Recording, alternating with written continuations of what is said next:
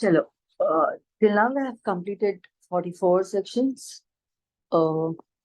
ఇప్పుడు మనం ఎగ్జిక్యూషన్ అనే పార్ట్లో పార్ట్ 2లోనూ 45 సెక్షన్ చదువుకున్నామండి. అది execution of degrees outside India. Right? I'll read the section for you. So much of the foregoing sections of this part as empowers a court to send a decree for execution to another court shall be construed as empowering a court in any state to send a decree for execution to any court established by the authority of central government outside India, to which the state government has by notification in the official gazette declared this section to apply. ఇట్లా చదివితే అర్థం కాదు. I'll tell you. ఏం చెప్తున్నానంటే కొన్ని degrees India బయట ఎట్లా execute చేస్తాం, ఏ కోర్ట్ పాస్ చేసిన డిగ్రీస్ ఏ కోర్ట్స్ లో ఇండియా బయట సిట్యుయేట్ అయిన ఏ కోర్ట్స్ లో ఎగ్జిక్యూట్ చేస్తాం అనేది సెక్షన్ 45 చెప్తుంది. సింపుల్ గా చెప్పాలంటే పైన ఏవైతే సెక్షన్స్ డిస్కస్ చేసుకున్నామో ఆల్రెడీ అయిపోయిన sections loan court which passed degree కి ఉన్న రైట్ లో భాగంగా రైట్ టు ట్రాన్స్ఫర్ అనేది ఏమైతే ఉన్నిందని చెప్పుకున్నాం అంటే court which pass degree has the right to transfer degree from it's court to some other court అని చెప్పుకున్నాం కదా అండి.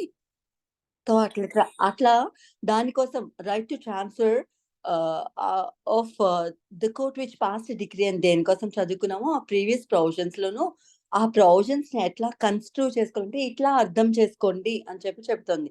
ఎట్లా అర్థం చేసుకోవాలంట, రైట్ టు ట్రాన్స్ఫర్ అనేది ఏమైతే ఉన్నిందో అది ఇండియా బయట సెంట్రల్ గవర్నమెంట్స్ ఏ కోర్ట్స్ అయితే ఎస్టాబ్లిష్ చేశాయో అక్కడ కూడా ఎగ్జిక్యూట్ చేసుకోవచ్చు అన్నట్టు దాని మీనింగ్ తీసుకోండి అని చెప్తున్నారు. అంటే ఎక్కడెక్కడైతే court which passed degree can transfer degree to another court అని చెప్పున్నాయో ప్రీవియస్ గా మనం చదువుకున్న సెక్షన్స్ లో వాటిని అర్థం ఏమని తీసుకోవాలని చెప్తున్నారంటే అవి ఆ ట్రాన్స్ఫర్ పవర్ ఏమైతే ఉందో అది it extends to foreign courts also. అంటే ఇండియా బయట సిట్యుయేట్ అయిన కోర్ట్స్ ఏమైతే ఉన్నాయో కానీ which are managed by the central government Indian government India బయట మెయింటైన్ చేస్తున్న కోర్ట్స్ ఏవైతే ఉన్నాయో అక్కడ కూడా ఇండియాలో పాస్ చేసిన డిగ్రీస్ ని అమలు పరచుకోవచ్చు. అక్కడ అమలు పరచుకోవడానికి ఆ పర్టికులర్ డిగ్రీని ట్రాన్స్ఫర్ చేసుకోవచ్చు. నా ట్రాన్స్ఫర్ చేసే పవర్ కోర్ట్ విచ్ పాస్డ్ డిగ్రీకి ఉన్నింది అని.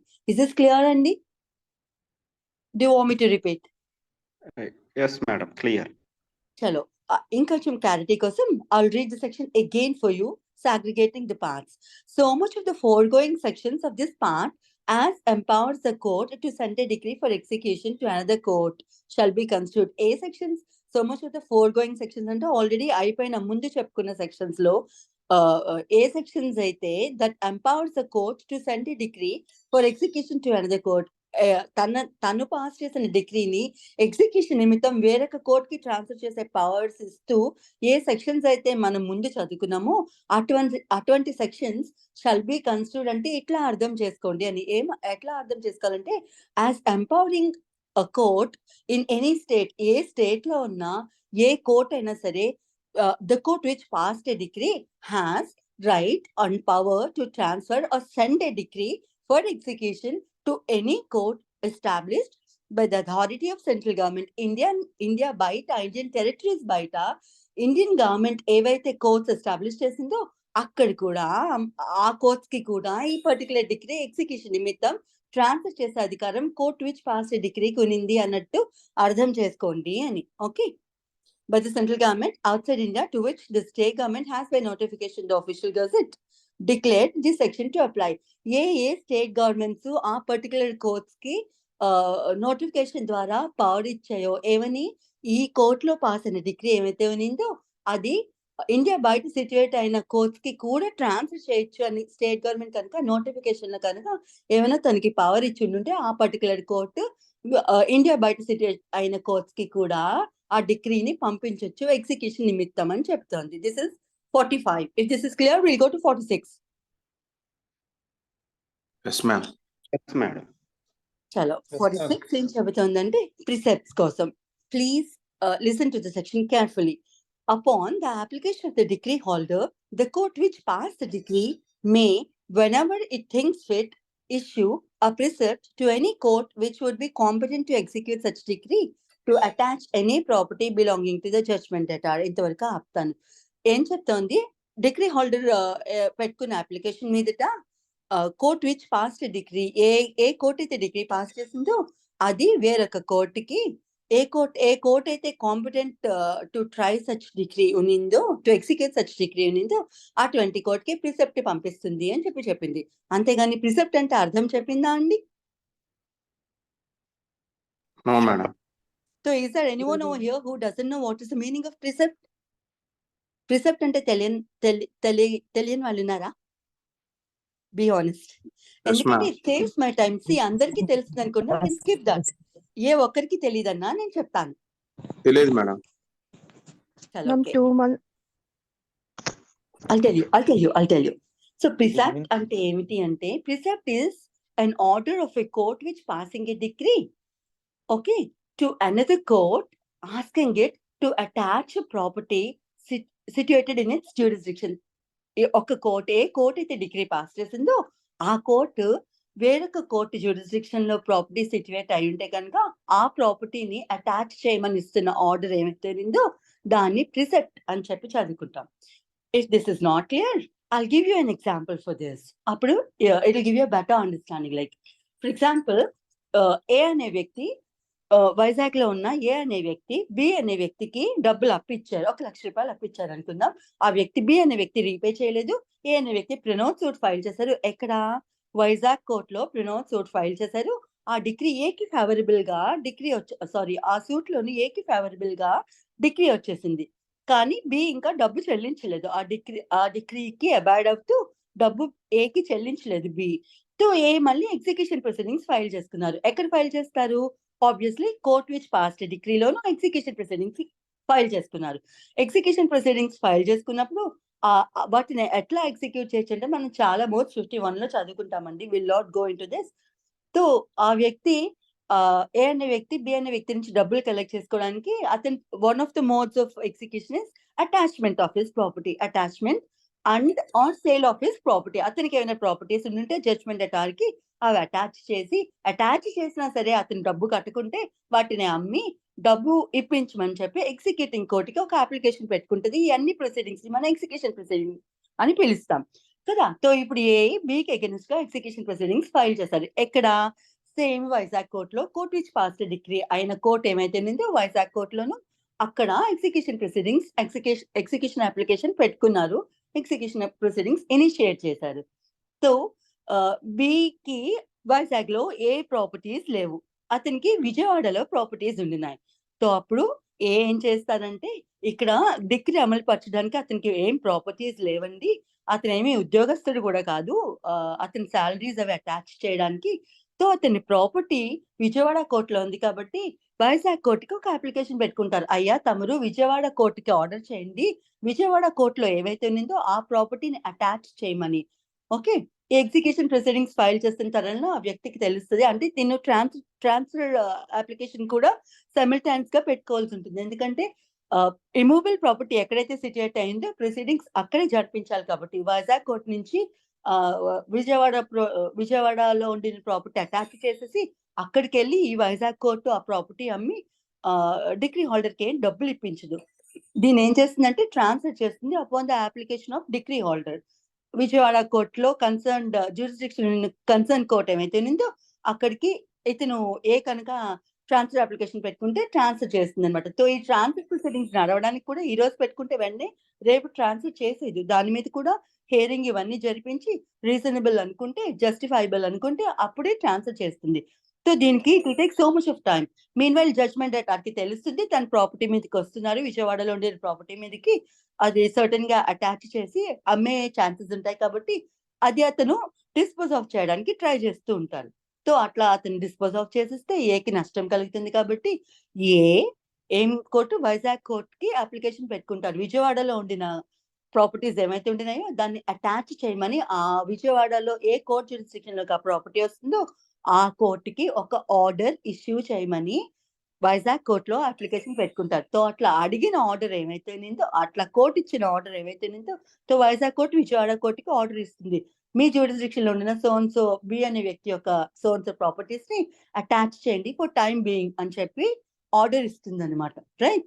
సో ఈ ఆర్డర్ ఏమైతే ఉన్నిందో దాన్ని ప్రిసెప్ట్ అని పిలుస్తారు. Could I make this clear? Clear, madam. Yes, excellent, madam. Fine. Clear, madam. Clear, madam. చలో. Madam, without transferring the execution petition, only for attachment order ఇస్తుంది. ఎస్, ట్రాన్స్ఫర్ కి ప్రిసెప్ట్ కోసం చదువుకుంటున్నాం కాబట్టి ప్రిసెప్ట్ ఏముందంటే ఓన్లీ ఆర్డరే ఉంటుంది. Precept Yes. Contains an order of the court which passed a decree or where execution proceedings are instituted. ఆ particular court, executing court ఏమైతే ఉన్నిందో వేరొక కోర్టుకి ఆర్డర్ ఇస్తుంది తన జ్యూరిస్డిక్షన్ లో ఉండిన జడ్జ్మెంట్ అటార్ యొక్క ప్రాపర్టీని అటాచ్ చేయమని. The so called order is called as a precept. Thank Okay. you. చలో, సో ఇది ప్రిసెప్ట్ కాన్సెప్ట్. ఇప్పుడు మనం సెక్షన్ చదువుకుందాం డీటెయిల్ గా.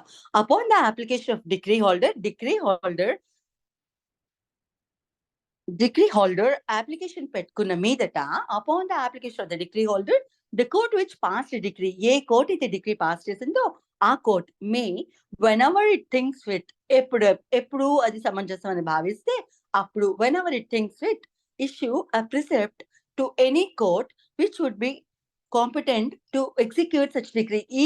ఈ డిగ్రీని ఎగ్జిక్యూట్ చేయడానికి ఏ కోర్ట్ అయితే కాంపిటెంట్ కోర్ట్ అయి ఉంటుందో వేరొక కోర్టు ఆ కోర్టుకి ఒక ఆర్డర్ ప్రిసెప్ట్ అయితే పంపిస్తుంది. ఆ precept is nothing but it is an order to attach a particular property in its jurisdiction.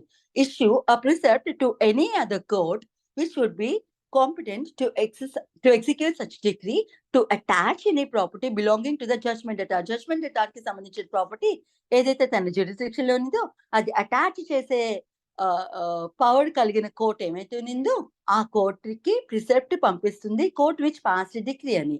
And specified in the precept, specific గా ఏ ప్రాపర్టీ అటాచ్ చేయాలి అనేది ఆ ప్రిసెప్ట్ లోనే మెన్షన్ చేస్తుంది అనమాట, right?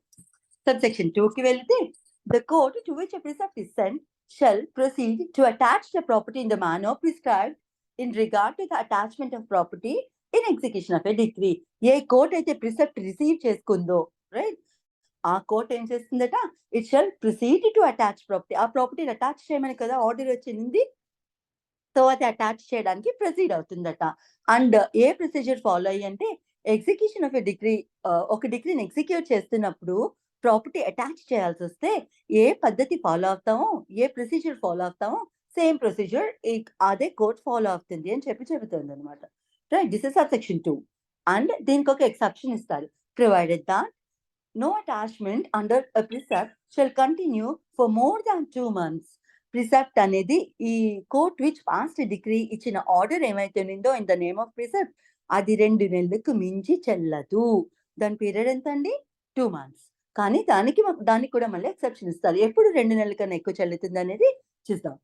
Provided that no attachment under a precept shall continue for more than 2 months.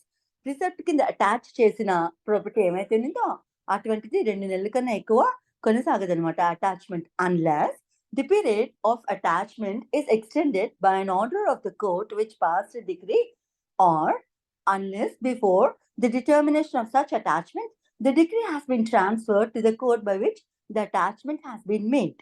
ఏం చెప్తున్నారు, మళ్ళీ ఎక్స్టెండ్ చేసుకోవాలంటే ఒకటి అప్లికేషన్ మీద మళ్ళీ కోర్ట్ విచ్ పాస్ట్ డిగ్రీ ఏదైతే ఉన్నిందో దానికి డిగ్రీ హోల్డర్ అయ్యా 2 నెలల్లోపు నా ట్రాన్స్ఫర్ అప్లికేషన్ ఇంకా హియరింగ్ జరగలేదు, ఇంకా ట్రాన్స్ఫర్ కాలేదు, సో అందుకని దీన్ని ఇంకా ఫర్దర్ గా ప్రొలాంగ్ చేయండి అని చెప్పి మళ్ళీ అప్లికేషన్ పెట్టుకున్నప్పుడు ప్రిసెప్ట్ ని మళ్ళీ పొడిగిస్తుంది అనమాట. అటాచ్మెంట్ ని ఇంకొంచెం పొడిగించమని మళ్ళీ ఆర్డర్ ఇస్తుంది. ఏది?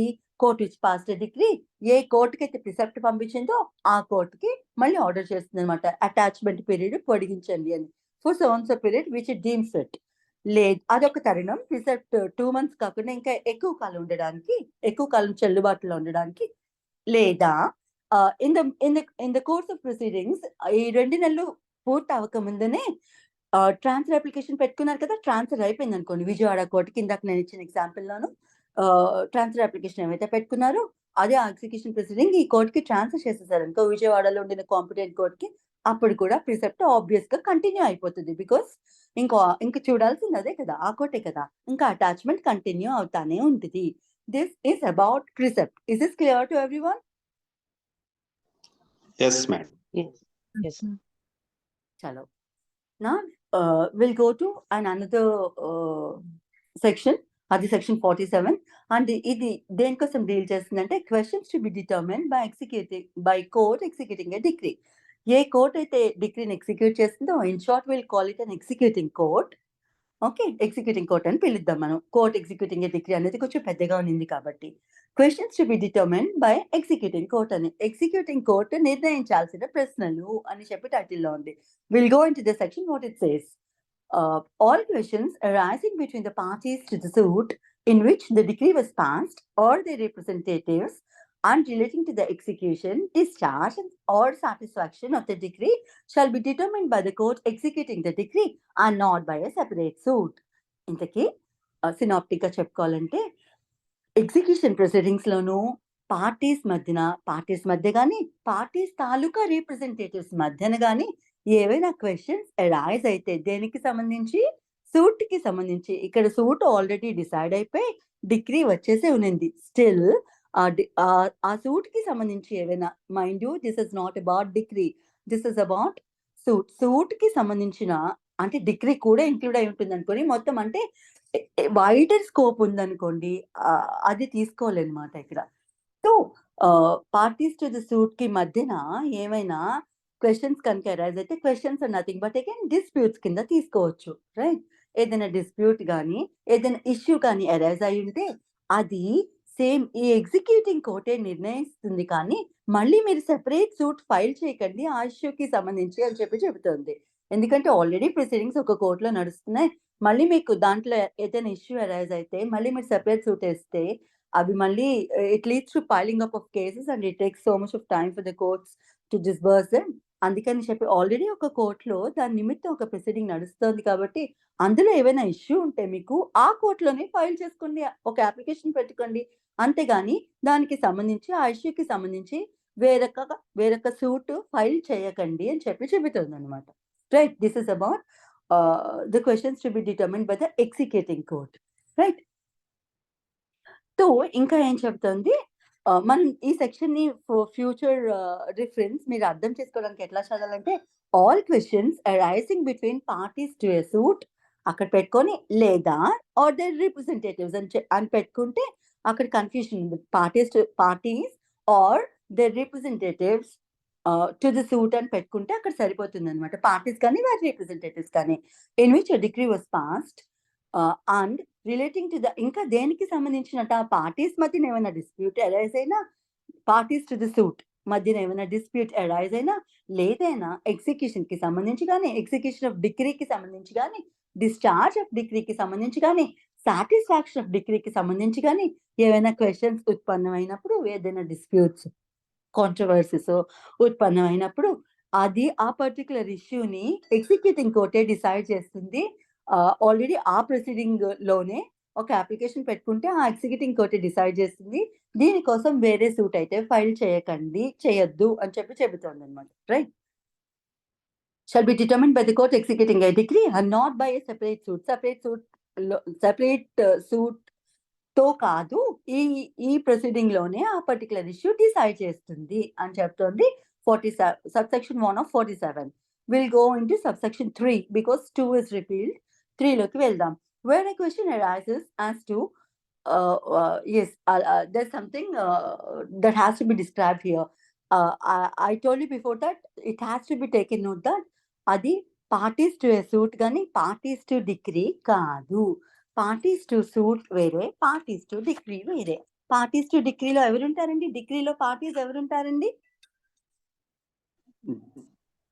డిగ్రీ హోల్డ్ జడ్జిమెంట్ అంటారు కదా. ఇప్పుడు పార్టీస్ టు సూట్ అంటే it is a wider term, ఎక్కువ స్కోప్ ఉండే టర్మ్. అందులోకి ఎవరైనా రావచ్చు. ఇప్పుడు సూట్ లోను వేరొక ఇష్యూ ఏదైనా అరైజ్ అయింది, లేదంటే డిగ్రీ ఇచ్చేసారు, ఆ డిగ్రీలోనూ ఒక ప్రాపర్టీని అటాచ్ చేయమని చెప్పారు, కానీ ఆ ప్రాపర్టీ జడ్జ్మెంట్ అటాచ్కి కాకుండా వేరొకరి, ఆ ప్రాపర్టీ మీద హక్కు వేరొకరికి ఉంది. వారు వచ్చి ఆ ప్రాపర్టీ నాది, జడ్జ్మెంట్ ఎలా ఇందులో అటాచ్ చేసేసి మీరు అమ్మేస్తారు అని చెప్పి కోర్టును అడగొచ్చు. So he'll be a party to suit but not party to a decree, right? లేదు, ఇవి ఎటువంటి సందర్భాల్లో అరైజ్ అవుతుందంటే ప్రొఫార్మా డిఫెండెంట్స్ ఉంటారు కదా, ఆ సందర్భంలో లేదంటే కో డిపెండెన్స్ ఉంటారు. ఇంటర్ప్లీటర్ సూట్ అని సారీ నేను చెప్తున్నాను. సారీ ఇవి ఎక్సెప్షన్స్ లో చెప్తానులేండి. Don't get confused. సో ప్రస్తుతానికి parties though not party to a decree they might be consider parties to a suit. And వాటిని ఎట్లా తీసుకోవచ్చు ఎస్ నేను చెప్పింది కరెక్ట్. ప్రొఫార్మర్ డిపెండెంట్ ఉందని వారిని తీసుకోవచ్చు, లేదంటే కో డిపెండెన్స్ ఉన్నారనుకోండి వారి మధ్యన ఏదైనా ఇష్యూ అరైజ్ అవ్వచ్చు. కో డిపెండెన్స్ మధ్య ఫర్ ఎగ్జాంపుల్ పార్టిషన్ సూట్ ఉంది అనుకోండి, ఒకళ్ళేమో 2/3 అడుగుతాడు, అదే డిపెండెంట్ 2/3 అడగొచ్చు, ఒక డిఫెండెంట్ ఏమో 1/3 అడగొచ్చు. వాళ్ళిద్దరి మధ్యలో డిస్ప్యూట్ ఏమైనా రావచ్చు. So defendant obviously turns to plaintiff. So ఇట్లా వీళ్ళు అయ్యుండొచ్చు, లేదంటే డిఫెండెంట్ కాని పర్సన్ ఎవరైనా అంటే ఆ పర్టికులర్ సూట్ లోను పార్టీ కాని వ్యక్తి, పార్టీ చేయని వ్యక్తికి ఆ సూట్ రిలేటెడ్ ఏమైనా ఇష్యూ ఉండుండొచ్చు. అతను వచ్చి ఆ పర్టికులర్ కోర్ట్ ని క్వశ్చన్ చేయొచ్చు, రైట్? లేదు ఆ సూట్ లోని ప్రాపర్టీ అటాచ్ చేసి వేలం వేస్తున్నారు, అమ్ముతుండినప్పుడు ఆ పర్చేసర్ ఆఫ్ ద ప్రాపర్టీ ఆ వేలంలోను మరో థర్డ్ పర్సన్ ఎవరో వచ్చి ఆ ప్రాపర్టీ కొనుక్కుంటూ ఉండుండొచ్చు, రైట్? అతను కూడా పార్టీ టు ఏ సూటే అవుతారు. ఇవన్నీ సూట్ల ప్రొసీడింగ్సే కదా. Degree is a part of suit and ఇవి సూట్ల ప్రొసీడింగ్సే. దాన్ని జడ్జ్మెంట్ ఎటార్ అబాయిడ్ అయ్యి లేరు కాబట్టి ఎగ్జిక్యూటింగ్ కోర్టు దాన్ని ఎగ్జిక్యూట్ చేస్తోంది on behalf of judgment debtor because he did not follow the decree actually కదా.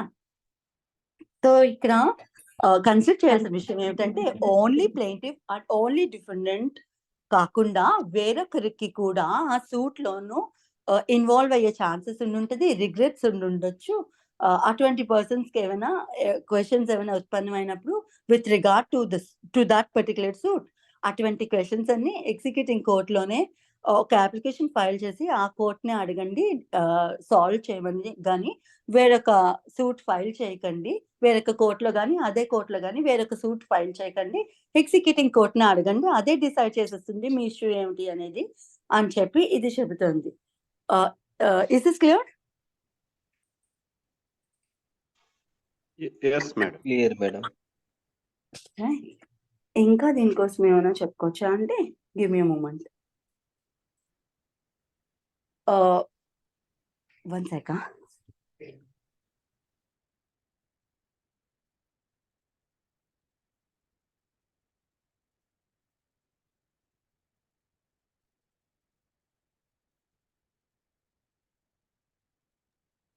చలో దేనికోసం చెప్పుకున్నాం. ఒకటి ఆ పార్టీస్ మధ్య అంటే కొత్త పార్టీస్ ఎవరైనా కొత్త పర్సన్ ఎవరైనా వచ్చి ఆ సూట్ రిలేటెడ్ ఇష్యూ అయినా అరైజ్ చేస్తే అది కూడా ఎగ్జిక్యూషన్ ప్రొసీడింగ్స్ లోనో ఒక అప్లికేషన్ పెట్టుకొని అతనికి ఉండిన ఇష్యూ ఏమైతే ఉండిందో ఆ పర్టికులర్ ఎగ్జిక్యూటింగ్ కోర్ట్నే సాల్వ్ చేయమని అడగచ్చు.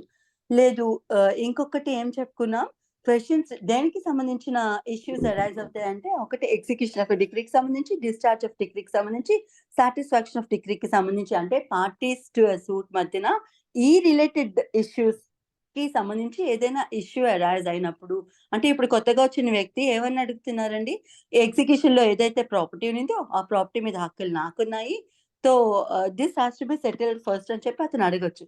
సో ఆ ఇష్యూని కూడా ఎగ్జిక్యూటింగ్ కోర్ట్ సెటిల్ చేస్తుంది. లేదు డిశ్చార్జ్ ఆఫ్ డిగ్రీకి సంబంధించి ఇష్యూస్ ఉన్నాయి, జడ్జ్మెంట్ ఎటార్కి part of a decree already satisfy చేసేస్తున్నారు, ఇంకా పార్ట్ ఆఫ్ ఎ డిగ్రీ మాత్రమే సాటిస్ఫై చేయాల్సింది, కానీ ఎగ్జిక్యూటింగ్ కోర్ట్ అది కన్సిడర్ చేయలేదు, లేదా డిగ్రీ హోల్డర్ ఎగ్జిక్యూటింగ్ కోర్టుకి ఆ పర్టికులర్ ఇష్యూ నోటీస్ కి తీసుకురాలేదు. సో జడ్జ్మెంట్ ఎటార్ ఆబ్వియస్లీ ఆ ఇష్యూ అరైజ్ చేస్తారు కదా. సో డిశ్చార్జ్ ఆఫ్ డిగ్రీకి సంబంధించి కానీ లేదంటే సాటిస్ఫాక్షన్ ఆఫ్ డిగ్రీకి సంబంధించి కానీ ఏమైనా ఇష్యూస్ ఉత్పన్నమై ఉండినప్పుడు అటువంటి అన్ని ఇష్యూస్ ఎగ్జిక్యూటింగ్ కోర్టే సాల్వ్ చేస్తుంది, వేరొక కోర్టు కాదు అని చెప్పి చెబుతోంది అనమాట సబ్సెక్షన్ 1. అండ్ సబ్సెక్షన్ 3 చెప్తుంది వేరే question arises as to whether any person is or is not the representative of a party, such question shall for the purposes of this section be determined by the court. ఏం చెప్తున్నారు, same executing కోర్టే. ఇందాక చెప్పుకున్నాం కదా, ఒక party parties to the suit are they representatives అని చెప్పి చదువుకున్నాం కదా. ఒక పర్సన్ ఆ పర్టికులర్ పార్టీకి రిప్రజెంటేటివా కాదా అనే క్వశ్చన్ అరైజ్ అయినప్పుడు కూడా అటువంటి ఇష్యూని ఎగ్జిక్యూటింగ్ కోర్టే సాల్వ్ చేస్తుంది, డిసైడ్ చేస్తుంది అని చెప్పి సబ్సెక్షన్ 3 చెప్తుంది అనమాట. వేరే question arises as to whether a person is or is not a representative of a party. ఒక పార్టీకి ఒక వ్యక్తి రిప్రజెంటేటివ్ అని చెప్పుకుంటున్నారు, కానీ రిప్రజెంటేటివా కాదా అనే ఇష్యూ కూడా ఏదైనా ఉత్పన్నం అయితే అది ఎగ్జిక్యూటింగ్ కోర్టే డిసైడ్ చేస్తుంది, right? That is subsection 3. And explanation 1 చెబుతుంది, for the purposes of this section, a plaintiff whose suit has been dismissed and or defendant against whom a suit has been dismissed are parties to a suit. Parties to a suit లోకి ఇంకా ఎవరెవరు వస్తారంటే same ఒక party కనుక plaintiff ఒక suit కనుక plaintiff కి against గా డిస్మిస్ అయిపోయినా ప్లేంటిఫ్ కి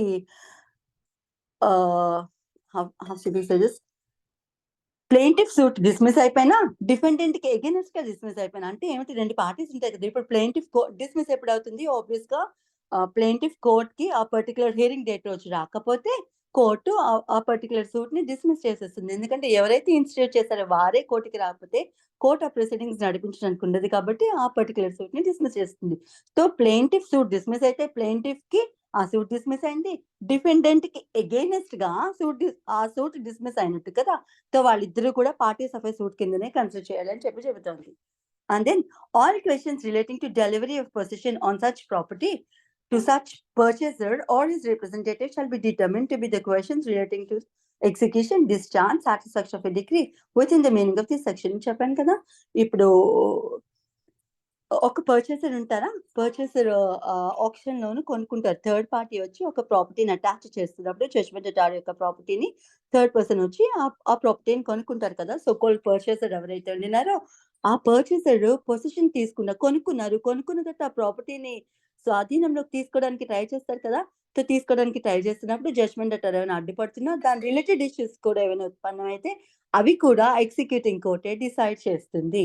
All questions relating to the delivery of possession of such property to such purchaser or his representative, purchaser కానీ purchaser యొక్క రిప్రజెంటేటివ్ కానీ ఆ ప్రాపర్టీ పొజిషన్ తీసుకోవడానికి ట్రై చేస్తున్నప్పుడు ఎవరైనా అడ్డుపడినా, సో కాల్ డిగ్రీ హోల్డర్ అడ్డుపడినా, ఇంకేమైనా ఇష్యూస్ అరైజ్ అయినా అందులోను అటువంటి ఇష్యూస్ అన్ని ఎగ్జిక్యూటింగ్ కోర్టే డిసైడ్ చేస్తుంది అని చెప్తుంది. All questions relating to the delivery of possession of such property to such purchaser or his representative shall be deemed to be the questions relating to the execution. అంటే అటువంటి question ఏమైనా delivery of ప్రాపర్టీకి ఆ purchaser కి సంబంధించి delivery of property తీసుకుంటున్నప్పుడు ఏమైనా questions ఉత్పన్నం అయితే అటువంటి క్వశ్చన్స్ ఇందులో all questions arising out of that particular suit అని చెప్పారు కదా, ఆ సూట్ లో భాగం కిందనే కన్సిడర్ చేయాలి. అంతేకాని అవి ఎగ్జిక్యూషన్ టైంలో ఉత్పన్నమయ్యాయి కాబట్టి ఎగ్జిక్యూషన్ ప్రొసీడింగ్స్ లోని క్వశ్చన్ కింద భావించకండి, ఒరిజినల్ సూట్ లో క్వశ్చన్ కిందనే భావించండి అని చెబుతోంది. Right. All questions relating to the delivery of possession of such property to such purchaser or his representatives shall be deemed to be the questions relating to the execution, discharge, satisfaction of a decree.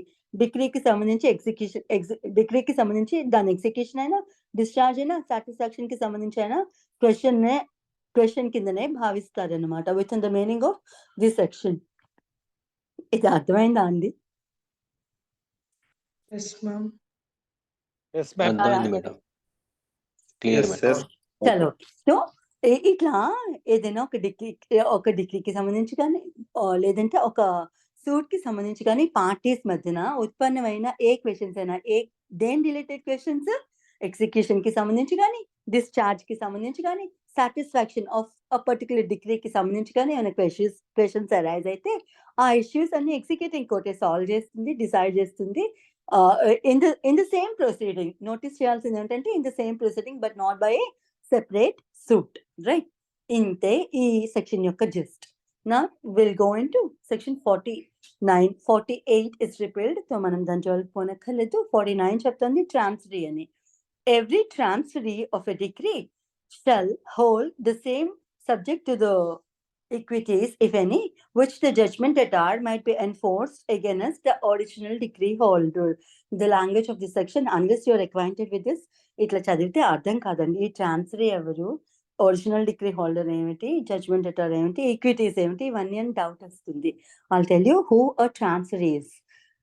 డిగ్రీని కనుక ఒక person ఇంకొక person కి transfer చేసిస్తే degree transfer చేసిన వ్యక్తి transfer అవుతారు, ఎవరికైతే transfer చేశారో వాళ్ళు ట్రాన్స్ఫరీ అవుతారు. What is this transfer of decree? Is this possible అంటే yes, it is quite possible. For example, I hold a decree against B నాకు ₹1,00,000 ఇవ్వాలి ప్రోనోట్ ఎగ్జిక్యూట్ చేసి. ఎస్, నేను కోర్టుకి వెళ్ళాను, సూట్ నుంచి డిగ్రీ తెచ్చుకున్నాను బికి అగైనెస్ట్ గా, right? I hold a decree for ₹1,00,000 against B. మన బస్ స్టాండ్ కే. Okay, I hold a decree for 1 lakh rupees against B. ఇప్పుడు నేనేం చేస్తాను, నేను వేరొక వ్యక్తికి ఇంకొక 1 lakh ఇవ్వాల్సి ఉండే అనుకోండి.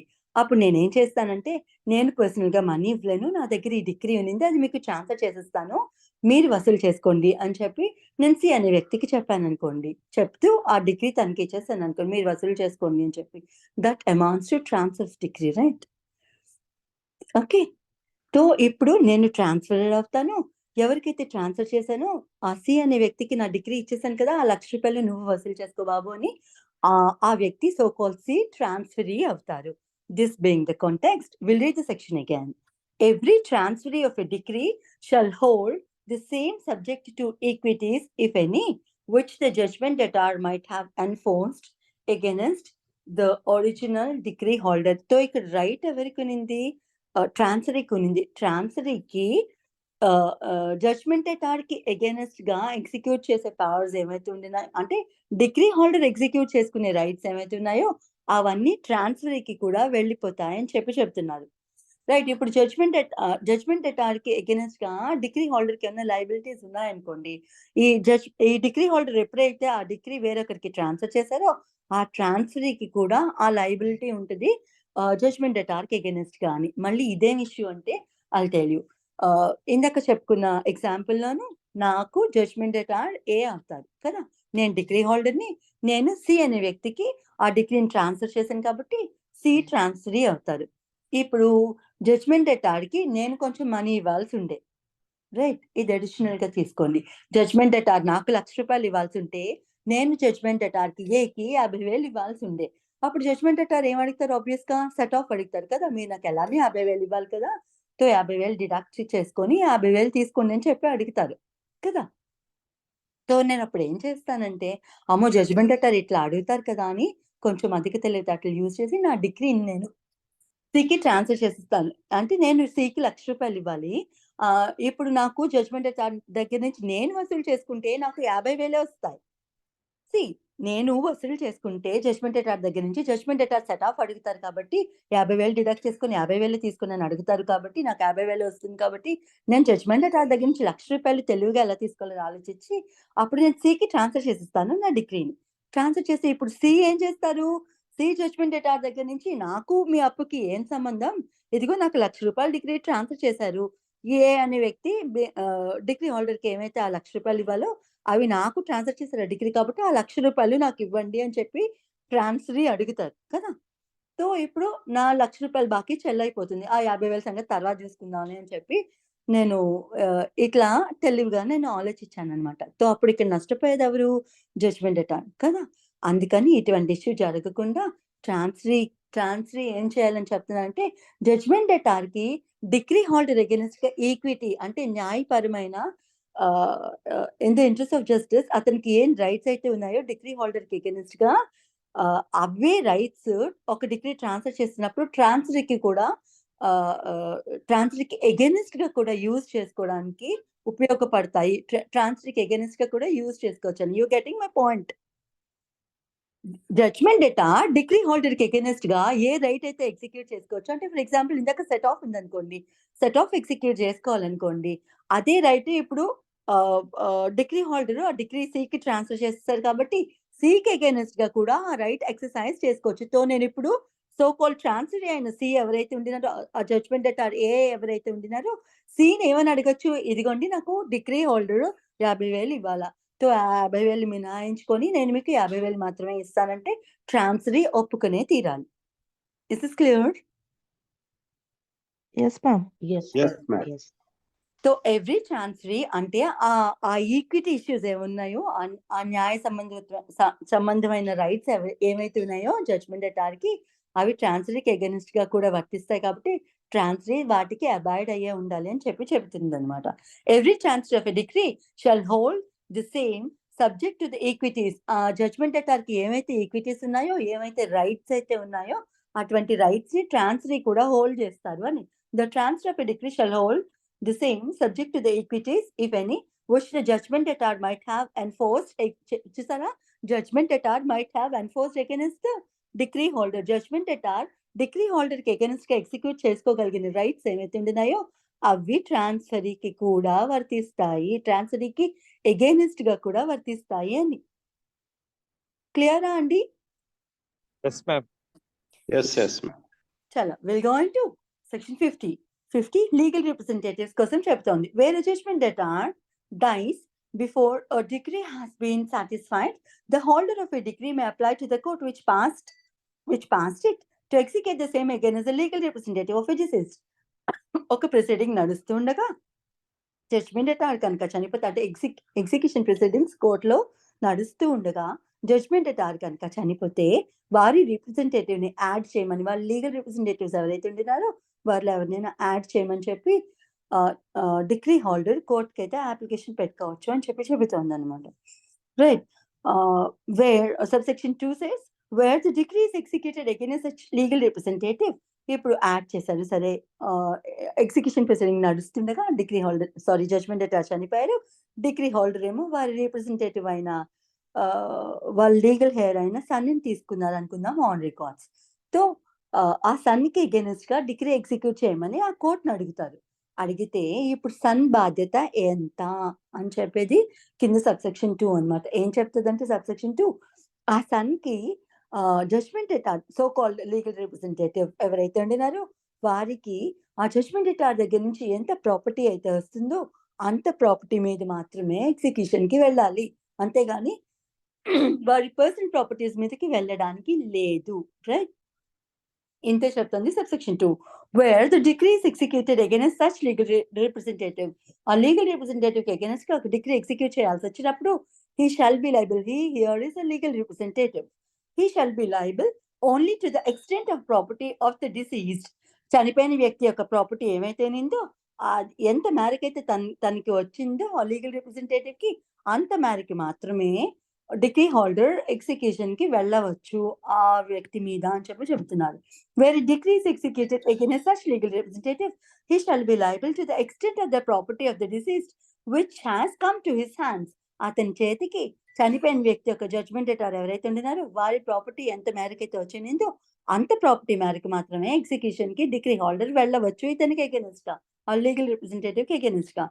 And has not been duly dispose of. ఇంకా ఫర్దర్ గా ఏం చెప్తారు, ఆ ప్రాపర్టీని పద్ధతైన పర్పసెస్ కి మాత్రమే కనుక డిస్పోజ్ ఆఫ్ చేయకపోతే ఆ పర్టికులర్ వ్యక్తి ఆ లీగల్ రిప్రజెంటేటివ్ అప్పుడైతే అతని పర్సనల్ ప్రాపర్టీస్ మీదకి వెళ్ళొచ్చట. ఫర్ ఎగ్జాంపుల్ జడ్జ్మెంట్ ఎటార్ దగ్గర నుంచి సో కాల్డ్ అతని లీగల్ రిప్రజెంటేటివ్ అయినా అతని లీగల్ హెయిర్ నే తీసుకుందాం. అతని సన్ కి ఒక ప్రాపర్టీ వచ్చింది, ఆ ప్రాపర్టీ వర్త్ 15 lakhs అనుకుందామండి.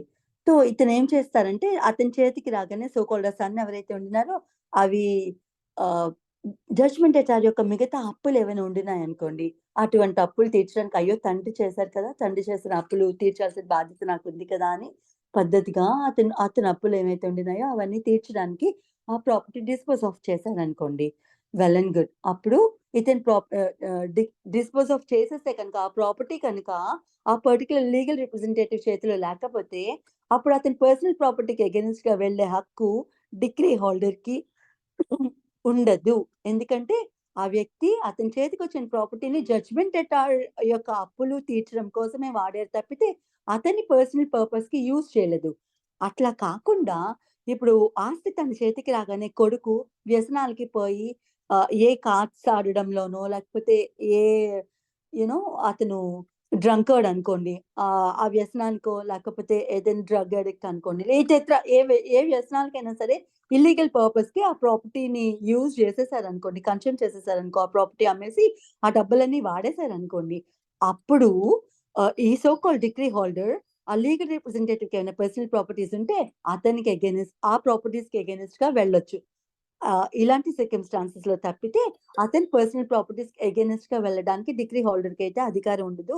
ఎంత మేరకు జడ్జ్మెంట్ ఎటార్ యొక్క ప్రాపర్టీ ఆ పర్టికులర్ లీగల్ రిప్రజెంటేటివ్ చేతికి వచ్చిందో అంత మేరకు మాత్రమే ఎగ్జిక్యూట్ చేసుకోవచ్చు. ఎంత మేరకు అనే దానికి కూడా ఎగ్జాంపుల్ ఇస్తాను. ఫర్ ఎగ్జాంపుల్ డిగ్రీ 20 lakhs కి పాస్ అయింది అనుకోండి, 20 lakhs జడ్జ్మెంట్ ఎటార్ కట్టాల్సి ఉండే అని ఉంది. కానీ అతనికి ఉండిన ప్రాపర్టీ ఏదైతే ఉందో ఆ 15 lakhs వర్త్ ప్రాపర్టీ అతని కొడుకు వచ్చింది అనుకోండి. ఇప్పుడు కొడుకు ఎంతవరకు లయబుల్ అంటే ఆ 15 lakhs వర్త్ ప్రాపర్టీగా 15 lakhsకే లయబుల్. అంతేకాని టోటల్ 20 lakhsకి కాదు. మిగతా 5 లక్షలు తన జోబీ నుంచి తీసి కట్టాల్సిన అవసరం అసోకో లీగల్ రిప్రజెంటేటివ్ కి లేదు. రైట్. ఎంత మేరకు ప్రాపర్టీ తన చేతికి వచ్చిందో అంత మేరకు మాత్రమే ఆ డిగ్రీని సాటిస్ఫై చేస్తారనమాట. ఇది క్లియరా అండి? Clear madam. మేడం ఒకవేళ మేడం ఒకవేళ లీగల్ రిప్రజెంటేటివ్ తన చెల్లి పెళ్లి చేశాడు అనుకోండి మేడం, వాళ్ళ నాన్న తరపు నుంచి వచ్చిన ఆస్తి వల్ల చెల్లి పెళ్లి చేసేది. అది లీగల్ పర్పస్ కదా సార్, చెల్లుతుంది. ఎస్ మేడం, అప్పుడు ఎస్ మేడం, చెల్లుతుంది అంటే కదా మేడం. వ్యసనాలకి ఇటువంటి వాటికి ఓకే. ఏదైనా ఇమ్మోరల్ పర్పసెస్ కి యూజ్ చేస్తే అప్పుడు అతను లయబుల్ అవుతారు. ఎస్ మేడం, అందుకే క్లియర్ మేడం. అక్కడేం పదం వాడతాడో చూద్దాం. And it has not been duly disposed of అంటారు. డ్యూలీ అంటే లా ప్రకారం పద్ధతిగా ఒక పద్ధతి అయిన పర్పస్ కి అని, వ్యాలిడ్ పర్పస్ కని. Okay. Fine, duly madam, fine. Disposed, yes, duly disposed అనే పదానికి అర్థం అదనమాట. అట్లా కాకుండా ఇమోరల్ పర్పసెస్ కో ఏదైనా ఇల్లీగల్ పర్పసెస్ కో కనుక ఆ ప్రాపర్టీని వాడేస్తే అప్పుడు he's personally liable. Right. Fine చలో, మేడం, ఓకే మేడం. చలో, this is about section 50. Section 51 చెబుతుంది. If this is incomplete, I'll read subsection 2 again for you. Where the decree is executed against such legal representative, he shall be liable only to the extent of property of the deceased which has come to his hands and has not been duly disposed of, and for the purpose of ascertaining such liability, the court executing the decree may, or of its own motion, or on the application of the decree holder, compel such legal representative to produce such accounts as it thinks fit. సరే, ఇప్పుడు అతనికి against గా వెళ్తోందండి. ఇప్పుడు ఆ legal representative కి against గా డిగ్రీని execute చేయమని డిగ్రీ హోల్డర్ అడిగినప్పుడు, లేదండి నా దగ్గర ఆ ప్రాపర్టీ ఎక్కడుంది, డిస్పోజ్ ఆఫ్ చేసేసాను అని చెప్పి ఆ లీగల్ రిప్రజెంటేటివ్ చెప్పినప్పుడు నాకు అకౌంట్స్ చూపించండి. ఏ నిమిత్తం మీరు ఆ ప్రాపర్టీని అమ్మి ఖర్చు పెట్టారు, దేని నిమిత్తం ఆ ప్రాపర్టీని డిస్పోజ్ ఆఫ్ చేశారు, ఆ అకౌంట్స్ అన్ని చూపించండి. వచ్చిన అమౌంట్స్ ని ఏమేమి చేశారు, ఏ పర్పస్ కి యూజ్ చేశారు అనేది ఆ అకౌంట్స్ చూపించండి అని డిగ్రీ హోల్డర్ చూపించమని లీగల్ రిప్రజెంటేటివ్ ని అడగమని కోర్టుకు ఒక అప్లికేషన్ పెట్టుకోవచ్చు. లేదా సియోమోటో కోర్టే అడగచ్చు. సరే, మీరు ప్రాపర్టీ డిస్పోజ్ ఆఫ్ చేసేసారు కదా, దేని నిమిత్తం ఆ ప్రొసీడ్స్ అన్ని వాడేసారి చూపించండి అని చెప్పి కోర్టే అడగచ్చు అని చెబుతోంది subsection 2. Right. This is about section 50 and then we'll quickly go into section 51. It's the time 15 minutes more. Chalo. Powers of the court to enforce execution. ఇప్పటిదాకా మనం ఎగ్జిక్యూషన్ లోను విభిన్న భాగాలు చదువుకున్నాం కదా. ఇంకా అల్టిమేట్ గా చాలా ఇంపార్టెంట్ అయిన ప్రొవిజన్స్ ఇప్పుడు చదువుకుంటాం. ఎగ్జిక్యూషన్ కి సంబంధించిన చాలా ఇంపార్టెంట్ ప్రొవిజన్స్ ఇవి. ఏమిట? Powers of court to enforce execution. Execution ని ఎన్ఫోర్స్ చేయడానికి ఆ ఎగ్జిక్యూటింగ్ కోర్టుకు ఉండిన పవర్స్ ఏంటి అనేవి మనం చదువుకుంటాం. Subject to such conditions and limitations as may be prescribed. Prescribed అనే పదానికి అర్థం prescribed in the rules. ఈ చట్టంలోను రూల్స్ లోను ఇంకెతరత్ర ఏమైనా చెప్పుంటే దానికి అనుగుణంగా వాటిని కన్సిడర్ చేస్తూ. Okay. Subject to such conditions and limitations as may be prescribed, the court may, on the application of the decree holder, order execution of a decree. A court order చేస్తుందండి? Executing court order చేస్తుంది. ఎవరి application మీద? Degree holder application మీద. ఎట్లా execute చేస్తుందని నేను modes of execution ఏ పద్ధతిలోనూ ఒక డిగ్రీని ఎగ్జిక్యూట్ చేసుకోవచ్చు అనేది 51లో చదువుకుందామని చెప్పాను కదా, అదే ఇక్కడ చదువుతాం అనమాట. ఎన్ని మోడ్స్ లోనూ ఒక డిగ్రీని ఎగ్జిక్యూట్ చేయొచ్చు అంటే డిగ్రీ హోల్డర్ కి ఫేవరబుల్ గా డిగ్రీ వచ్చేసింది, అది అతను అబాడ్ అయ్యలేరు, ఇప్పుడు అతనికి అగెనిస్ట్ గా అది ఆ డిగ్రీని ఎగ్జిక్యూట్ చేసుకోవాలి. ఎగ్జిక్యూట్ చేసుకోవడం అంటే ఏంటి? ఆ డిగ్రీని అమలు పరచమని అడగాలి. ఎట్లా అమలు పరుస్తుంది కోర్టు మాత్రం? దానికి సర్టెన్ ఇవి ఉండాలి కదా. అవన్నీ ఇక్కడ చెప్తుంది అనమాట.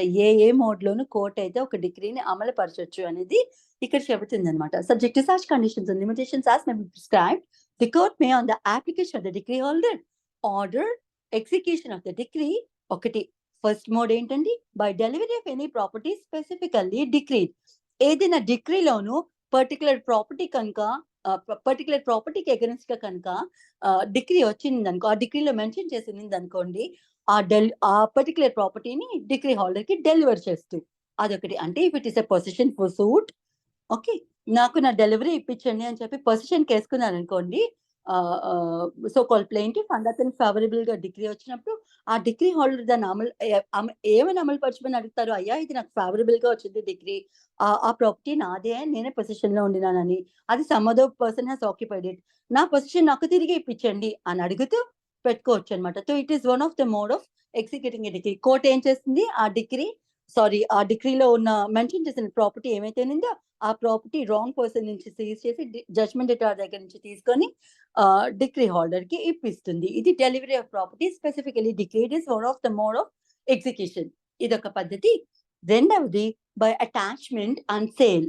Attachment and sale are only by sale without attachment of any property. ఒక జడ్జ్మెంట్ ఎటార్ యొక్క ప్రాపర్టీని అటాచ్ చేసి అమ్మి ఒక డిగ్రీని ఎగ్జిక్యూట్ చేయొచ్చు, లేదా అటాచ్ చేయకుండానే డైరెక్ట్ గా అమ్మేసి అటాచ్ చేయొచ్చు. This is how a decree can be executed. This is another mode of execution అన్నమాట. By attachment and sale or by sale without attachment of any property, right? The second mode. And third mode, by arrest and detention in prison. ఆ judgement ఎటార్ ఎవరైతే ఉండినారో వారిని arrest చేసి civil prison లో detain చేసి నా డిగ్రీని execute చేయండి అని చెప్పి కూడా అడగొచ్చు అనమాట, రైట్? జడ్జ్మెంట్ ఎటార్కి ఏమైనా ప్రాపర్టీస్ అవి లేవనుకోండి, అతన్ని అరెస్ట్ చేస్తే పరువుకో మర్యాదకో భయపడి ఇంకెత్ర ఏదైనా సోర్స్ ట్రై చేసుకొని అతని డబ్బులు అతనికి తిరిగి ఇచ్చేస్తారనే భయంతోనో భక్తితోనో, డబ్బో property whatever it may be, అట్లా ఆ భయంతో ఏమైనా తిరిగిస్తారని కావచ్చు, లేదంటే ఇంకా జడ్జ్మెంట్ ఎటార్ దగ్గర నుంచి తీసుకోవాల్సింది ఏమీ లేదన్నప్పుడు at least it will satisfy my anger అని అనుకున్నా. అంటే it is an illegal this thing, తీసుకోవద్దు, బట్ ఊరికి ఎగ్జాంపుల్ కోసం చెప్తున్నాను. సో అతని ఈగో సాటిస్ఫై చేయడానికైనా సరే అతన్ని జైల్లో పెట్టించాలని, ప్రిజన్ లో పెట్టించాలని భావించినప్పుడు as he can ask for execution of a decree by arrest and detention of judgment debtor, right? ఇది third mode of executing a decree. And fourth mode by appointing a receiver. Receiver ని appoint చేయమని అడుగుతూ కూడా ఒక డిగ్రీని execute చేసుకోవచ్చు. ఇవి companies విషయంలో వస్తుంది, రైట్?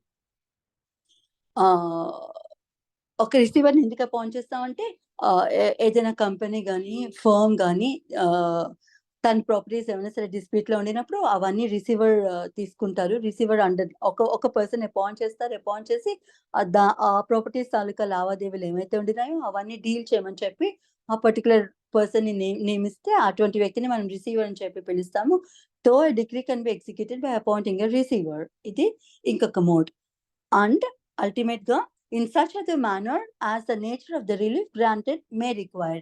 ఇప్పుడు ఆ డిగ్రీలో ఏదైతే రిలీఫ్ ఇచ్చిందో ఆ రిలీఫ్ ప్రకారం ఇంక ఇతరత్ర ఏదైనా మోడ్ ఉంటే ఆ మోడ్ లో కూడా డిగ్రీని ఎగ్జిక్యూట్ చేసుకోవచ్చు. So these are the 4 particular modes in which a degree can be executed. ఈ 4 మోడ్స్ లో ఏ మోడ్ అయినా సరే డిగ్రీ హోల్డర్ ఆప్ట్ చేసుకోవచ్చు ఒక డిగ్రీ తనకి ఫేవరబుల్ గా ఉండిన డిగ్రీని ఎగ్జిక్యూట్ చేసుకోవడానికి, రైట్? అండ్ ఈ అన్ని పనులు చేసే పవర్స్ ఆ పర్టికులర్ ఎగ్జిక్యూటింగ్ కోర్టుకి ఉంటాయి. ఓకేనా అండి?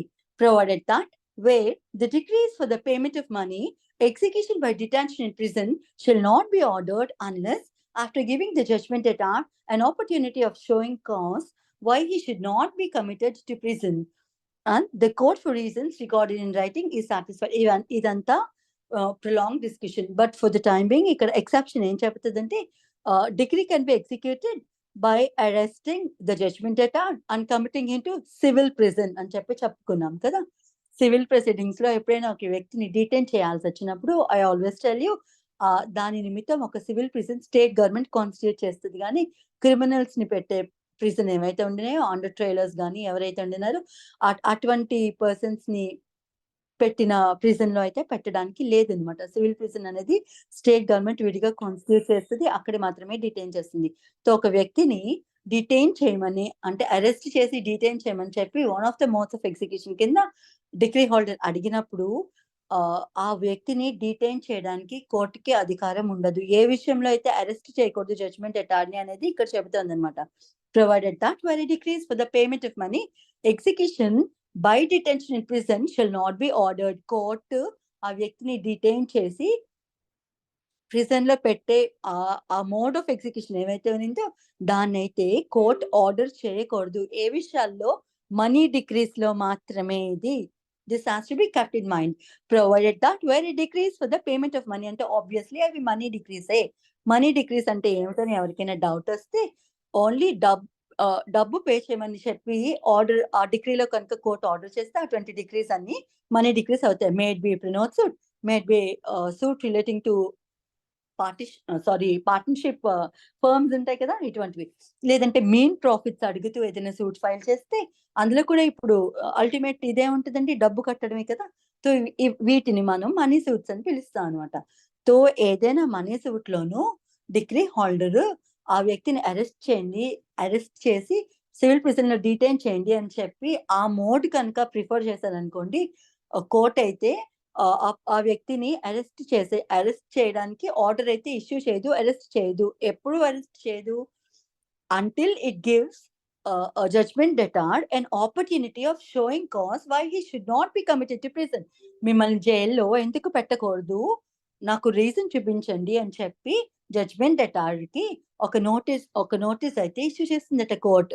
మిమ్మల్ని సివిల్ ప్రిజన్ లో పెట్టమని చెప్పి, అరెస్ట్ చేసి సివిల్ ప్రిజన్ లో పెట్టమని చెప్పి డిగ్రీ హోల్డర్ అడుగుతున్నారు, మిమ్మల్ని ఎందుకు డీటైన్ చేయకూడదు చెప్పండి అంటే, డీటైన్ చేయకుండా ఉండాలంటే దానికి ఏదైనా జస్టిఫైబుల్ రీజన్ అతను చెప్పుకున్నాడు అనుకోండి, వెల్ అండ్ గుడ్. లేదంటే అతను వచ్చి నన్ను డీటైన్ చేయకండి, ఇదిగో నేను డబ్బు కట్టేస్తాను, లేదు ఆ పర్టికులర్ డిగ్రీ ఫ్రాడ్ ద్వారా తీసుకున్నాడు డిగ్రీ హోల్డర్, ఇలాంటి ఏమైనా రీజన్స్ చూపించుకున్నారు అనుకోండి, అది వ్యాలిడ్ అనుకుంటే కోర్టు వాటిని కన్సిడర్ చేస్తుంది అనమాట. సో ఫస్ట్ ఆఫ్ ఆల్ అతను డిగ్రీ హోల్డర్ అడగగానే వెంటనే అరెస్ట్ ఆర్డర్ అయితే ఇచ్చేయదు అని చెప్తోంది మనీ డిగ్రీస్ లో.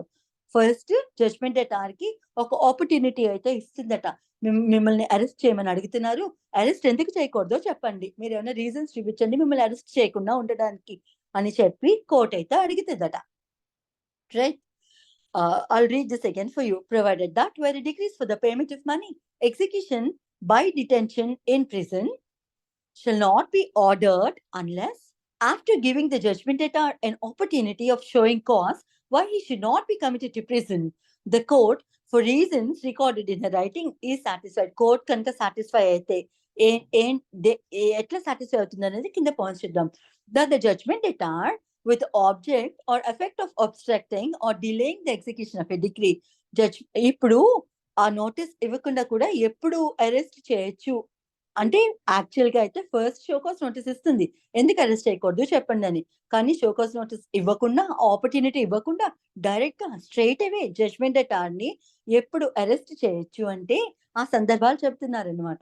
The judgment debtor with the object or effecting or obstructing or delaying the execution of a decree. ఒక డిగ్రీ యొక్క ఎగ్జిక్యూషన్ ని అడ్డుకోవడానికి జడ్జ్మెంట్ డెటార్ ఏం చేస్తున్నారంటే, he's likely to abscond or leave the local limits of the jurisdiction of the court. ఆ particular court, executing court ఏమైతే ఉందో ఆ డిగ్రీ అతనికి అగెనిస్ట్ గా ఎగ్జిక్యూట్ అవ్వకుండా చేయడానికి ఆ లోకల్ జ్యూరిస్డిక్షన్స్ వదిలి పారిపోతున్నారు, అబ్స్కాండ్ అయినా అవుతున్నారు, లేదంటే లీవ్ ద లోకల్ లిమిట్స్. ఈ రెండు పదాలు గమనించాలి. Is likely to abscond or leave the local limits. Abscond అంటే దురుద్దేశపూరితంగా పారిపోతున్నారు, ఆ కోర్ట్ లిమిట్స్ నుంచి, జ్యూరిస్డిక్షన్ నుంచి బయటికి వెళ్ళిపోతున్నారు, పారిపోతున్నారు అంటే అబ్స్కాండ్ అంటారు. లీవ్ ద లోకల్ లిమిట్స్ అనే పదం ఎందుకు వాడతారంటే, వారు లీగల్ పర్పస్ కి, లాఫుల్ జస్టిఫైబుల్ పర్పస్ కి వెళ్తున్నారేమో. ఇప్పుడు వారి పిల్లలు ఎక్కడో అబ్రాడ్ లో ఉండినారు, వారికి ఏదో ఏ యాక్సిడెంట్ అయింది, ఏ కష్టమో వచ్చింది, వాళ్ళని చూడడానికి అర్జెంట్ గా అబ్రాడ్ వెళ్ళాల్సి వస్తుంది, రైట్? అంటే justifiable reasons. But he's about to leave the court అంటే కోర్ట్ ప్రెమిసెస్ వదిలి వెళ్ళిపోతున్నారు, కోర్ట్ జ్యూరిస్డిక్షన్ వదిలి వెళ్ళిపోతున్నారు అని చెప్పి భావించినప్పుడు ఆ వ్యక్తిని అయితే నోటీస్ ఇవ్వకుండానే arrest చేయొచ్చట. Right, is likely to abscond or leave the local limits of the jurisdiction of the court. లేదు, రెండవ సందర్భం, has after the institution of a suit in which a decree was passed dishonestly transferred, concealed or removed any part of his property or committed any other act of bad faith in relation to the property. ప్రాపర్టీకి సంబంధించి ఏదైనా wrongful act చేస్తుంటే, అంటే suit institute అయిన తర్వాత అతనికి ఉండే properties ఏమైతే ఉన్నాయో దానికి అగెనెస్ట్ గా పర్టికులర్ ప్లెయింటిఫ్ ప్రొసీడ్ అవుతారని భావించినప్పుడు, అతనికి భయం ఉండినప్పుడు ఆ ప్రాపర్టీస్ ని డిజానెస్ట్ గా, అంటే రాంగ్ఫుల్ బ్యాడ్ మాలిఫైడ్ ఇంటెన్షన్ తోనూ దాన్ని డిస్పోజ్ ఆఫ్ చేసేస్తున్నారు, లేదా డిస్పోజ్ ఆఫ్ చేయడం అంటే అమ్మేయడం, లేదంటే ట్రాన్స్ఫర్ చేసేస్తున్నారు వేరొక వ్యక్తికి through gift or some other thing like or concealed ఆ పర్టికులర్ ప్రాపర్టీని దాచడానికి ట్రై చేస్తారు. అంటే వారికి ఆ ప్రాపర్టీ లేదు అని చూపించే విధంగా దాన్ని దాచడానికి ట్రై చేస్తున్నారు. Or removed any part of his property. ఈ 3 డిజానెస్ట్లీ ట్రాన్స్ఫర్డ్ ఆర్ కన్సీల్డ్ అనే పదం ఇమూవబుల్ ప్రాపర్టీస్ కి వర్తిస్తే, removed any part of his property అనేది మూవబుల్ ప్రాపర్టీకి వర్తిస్తుంది. ఒక ప్రాపర్టీని ఎప్పుడు రిమూవ్ చేయగలరండి? ఒక బిల్డింగ్ ఉంది, ఇక్కడ నుంచి రిమూవ్ చేసేసి వేరే దగ్గర పెట్టేస్తారా? పెట్టొచ్చా? ఈ ఇల్లు తీసుకెళ్లి వేరొక దగ్గర పెట్టేసి దాని మీద ఆ టార్పెంటైన్ ఏదో అంటారు కదా, అదేదో అలాంటి క్లాత్ కవర్ చేసి ఇచ్చా? కుదరదు కదా. So this obviously relates to movable property. For example అతనికి ఒక కార్ ఉంది అనుకోండి, బెంచ్ ఉంది అనుకోండి, మెర్సిడీస్ బెంచ్, దాన్ని తీసుకొని వెళ్ళి వేరొక ప్లేస్ లో పెట్టేసి దాన్ని కవర్ చేసి దాచేయచ్చు, రైట్? సో అట్లా అన్నమాట. మాలిఫైడ్ డిజానెస్ట్ ఇంటెన్షన్ తోను ఒక ప్రాపర్టీని if it is immovable transferred గానీ కన్సీల్డ్ గానీ లేదంటే removed any part of state. Concealed మళ్ళీ ఇమూవబుల్ ప్రాపర్టీకి కూడా వర్తిస్తుంది అనుకోండి. Concealed or removed any part of his property or committed any other act of bad faith in relation to the property. లేదు ఆ ప్రాపర్టీ అతనికి చెందకూడదు అని భావించారు అనుకోండి, జడ్జ్మెంట్ దాన్ని పాడు చేసేయచ్చు, దాన్ని డిస్ట్రాయ్ చేయొచ్చు. ఎందుకంటే ఈగో కాన్ఫ్లిక్ట్స్ ఏమైనా ఉండినాయనుకో, సరే ఇతను ఎలానో నా ప్రాపర్టీకి అగెన్స్ట్ గా ప్రొసీడ్ అవుతారు, కోర్టు ఎలానో దాన్ని జప్తు చేస్తుంది అని తెలిసినప్పుడు ఏం చేయొచ్చు అంటే ఆ ప్రాపర్టీ అతనికి చెందకూడదనే దురుద్దేశంతోనూ దాన్ని డిస్ట్రాయ్ చేయొచ్చు. It may happen in some circumstances కదా. సో ఇటువంటి పనులు ఏమైనా జడ్జ్మెంట్ అటార్ చేస్తారు అని కోర్టుకి ఇంటిమేషన్ ఉండినప్పుడు, డిగ్రీ హోల్డర్ నోటీస్ కోర్టుకి తీసుకొచ్చినప్పుడు స్ట్రైట్ అవే జడ్జ్మెంట్ అటార్ ని అరెస్ట్ చేస్తారు. అరెస్ట్ చేసి అరెస్ట్ చేస్తారు. ఇంత దాకానే తీసుకోండి. సివిల్ ప్రిజనర్ పెట్టరా వేరే సంగతి. అరెస్ట్ వారెంట్ అయితే అతనికి అగెన్స్ట్ గా ఇష్యూ చేస్తారన్నమాట. ఇప్పుడు బి చదువుదాం. The judgment atar has had since ఇవి పాస్ట్ పార్టిసిపల్ ఇవన్నీ గ్రామటికల్ గా వస్తుందిలేండి. ఇది పాస్ట్ ట్రాన్సాక్షన్ అన్నట్టు మాత్రం కన్సిడర్ చేయండి. That the judgment atar has had since the date of decree the means to pay the amount of a decree or some other substantial part thereof and refuses or neglects or has refused or neglected to pay the same. ఇంకా ఎప్పుడు arrest చేయొచ్చు judgement అటార్ ని? Arrest warrant issue చేయొచ్చు judgement అటార్ కి against గా అంటే judgement అటార్ కి degree pass అయిన దగ్గర నుంచి అతనికి ఆ డిగ్రీని ఒబే చేసే స్తోమత ఉండే కానీ విల్ఫుల్ గా చేయడం లేదు. ఇప్పుడు ₹1,00,000 అతనికి అగెన్స్ట్ గా డిగ్రీ వచ్చింది అనుకోండి, అతని దగ్గర డబ్బులున్నాయి ₹1,00,000 కట్టడానికి, కానీ వాంటన్లీ అతను కట్టడం లేదనుకోండి, ఓకే? లేదంటే అంటే టోటల్ డిగ్రీ పే చేయడానికైనా డబ్బులు ఉండొచ్చు, టోటల్ డిగ్రీ సాటిస్ఫై చేయడానికి, లేదా పార్ట్ ఆఫ్ డిగ్రీ సాటిస్ఫై చేయడానికి. ₹1,00,000 కట్టాలని డిగ్రీ వచ్చింది అనుకోండి, ₹1,00,000 కాదు 50,000 ఉన్నాయి, 50,000 కట్టొచ్చు కదా. స్టిల్ అతను కట్టలేదన్నమాట. అంటే ఇక్కడ 2 పదాలు వాడారు కదా, అందుకని ఎగ్జాంపుల్ ఇచ్చాను. The judgment debtor has had since the date of decree దగ్గర నుంచి అతనికి ఆ మీన్స్ ఉన్నాయి. ఏ means? The means to pay the amount of a decree or substantial part of a decree. Total decretal amount ఏమైతే ఉందో అంతా పే చేసే మీన్స్ ఉన్నాయి అతని దగ్గరికి. మీన్స్ అంటే సోర్సెస్ ఉన్నాయి అతని దగ్గర, లేదా some substantial part there of అంటే డిగ్రీలోను major part of the amount ఏమైతే ఉందో అది కట్టగలిగిన స్తోమత ఉండే మీన్స్ ఉన్నాయి అతని దగ్గరికి.